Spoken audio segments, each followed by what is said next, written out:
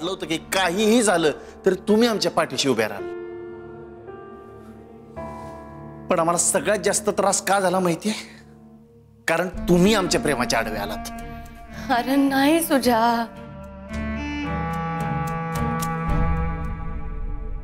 हे बघ,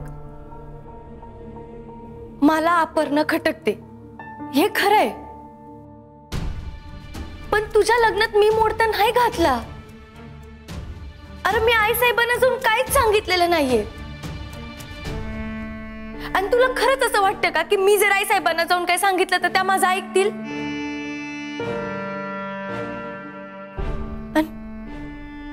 माझा आणि आई साहेबांचं नातं चांगलं व्हावं म्हणून मी तुझ्या सुखाच्या मध्ये नाही येणार रे. वहिनी साहेब,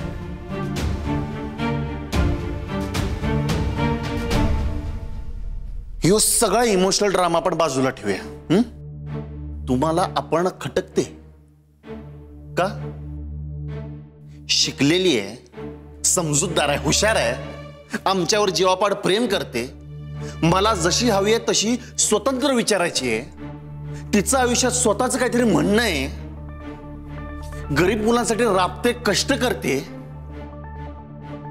स्वतः पलीकडचं जग तिला दिसतं. यात काय कमी आहे तिच्यात? आणि खटकण्यासारखं काय आहे?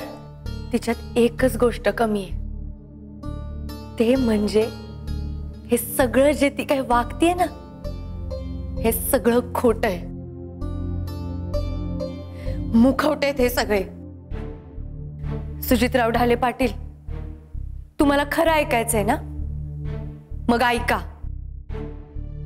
तुमची ती अपर्णा एक नंबरची बनेल आणि आतल्या गाठीची पोरगी आहे. हे तुम्हाला सांगायचं नाही असं मी ठरवलं होतं, कारण मला माहिती आहे सुजा, तुझं तिच्यावर किती प्रेम आहे ते. तुझं प्रेम खरं आहे रे, पण तिचं काय? ती तुझ्यावर खरं प्रेम करत नाही. हे जे काय चाललंय ना, ही सगळी नाटकं आहेत. तिचं तुझ्यावर प्रेम नाहीये, तुझ्या ढाले पाटील असण्यावर प्रेम आहे. तिला तुझा पैसा आणि तुझी संपत्ती हवी आहे, आणि ते मिळवण्यासाठी ती तुझा वापर करतीये. बस, लई बोललात आणि आम्ही लई ऐकून घेतलं.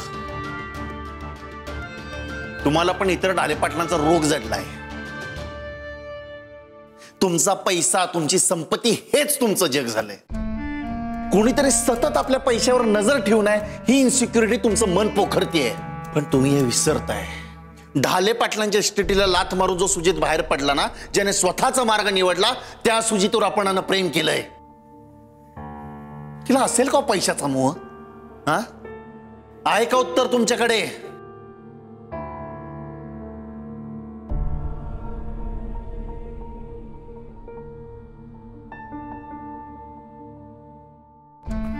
ते काय मला ठाव नाही, पण मला एवढं माहितीये की ती पोरगी एक नंबरची खोटारडी आहे. तिचे खायचे दात वेगळे आहेत आणि दाखवायचे वेगळे आहेत. आणि तुला म्हणून सांगते, तू मला तिला भेटवायच्या आधीच मी तिला भेटलीये. तुला ती जशी दिसते ना तशी ती नाहीये.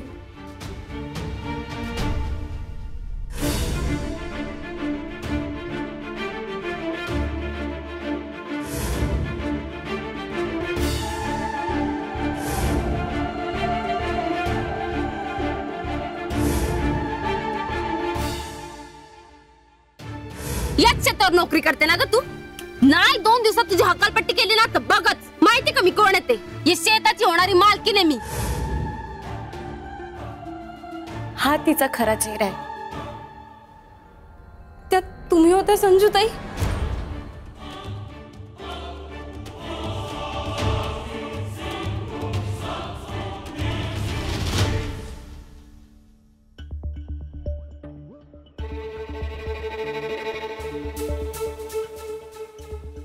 अपर्णा,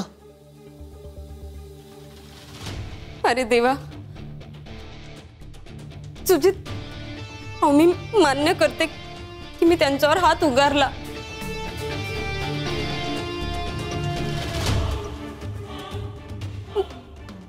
पण तेव्हा ना माझ्या घरात मामांची खूप मोठं भांडण झालं होतं ताई,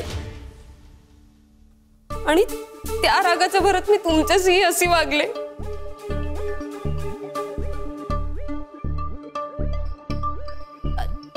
नंतर मला पश्चाताप झाल्यावर मी गेलेही होते परत तिथे माफी मागायला, पण तिथे कोणी नव्हतं. तुम्ही होत्या ताई. देवा,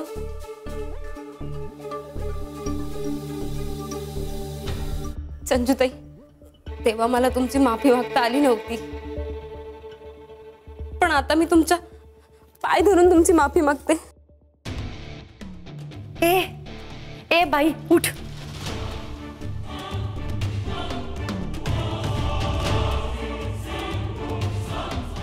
उठ.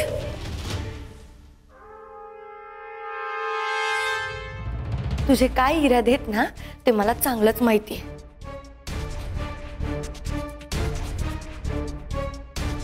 तूच सांगितलंयस मला, त्याच्यामुळे माझ्यासमोर असली नाटकं नको करू. मी काय सांगितलं संजूताई? काय सांगितलं? खुलं चॅलेंज दिलंयस ना तुम्हाला. मग माझं ओपन चॅलेंज आहे तुला. संजीवनी रणजित ढाले पाटील नाही तुझ्या नाकवटीतून ढाले पाटलांची सून झाले ना तर अपर्णा मोरे नाव नाही सांग.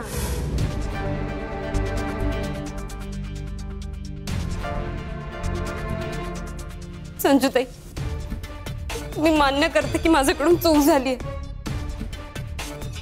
त्या चुकीची तुम्ही मला हवी ती शिक्षा द्या, पण मी जे बोललेच नाहीये ते आळ माझ्यावर नका लावू तुम्ही. जोरात बसला ना धक्का. आता फक्त धक्का लागलाय, इथून पुढे जर माझ्या वाटेत आलीस तर खा खुश.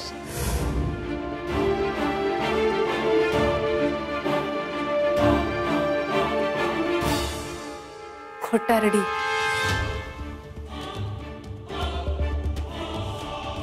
एक नंबरची खोटारडी बाई आहेस तू.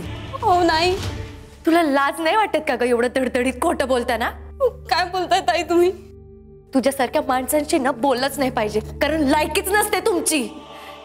तुमच्यासारख्या माणसांना ना डायरेक्ट. वहिनी साहेब, बस बस करा आता.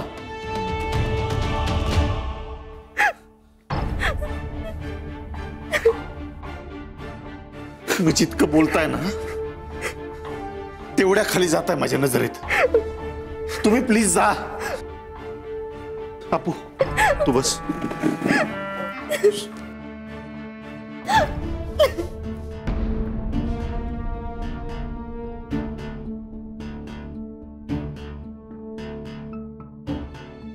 सुजा, मेला सुजा. नको ना असं बोलू. मी खरंच तुझ्याशी खोटं नाही वागत आहे.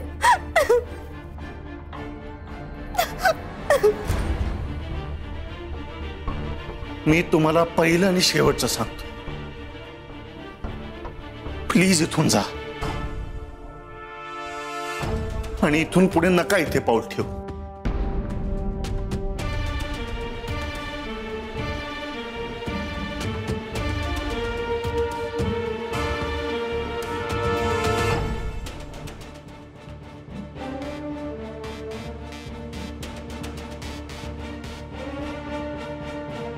मला सुजाला नाही गमवायचं, कारण माझ्या पाठीशी जेव्हा कोणीच नव्हतं ना त्यावेळेस सुजा उभा होता. ती काल आलेली पोरगी आहे. आमची मैत्री लय जुनी आहे ना.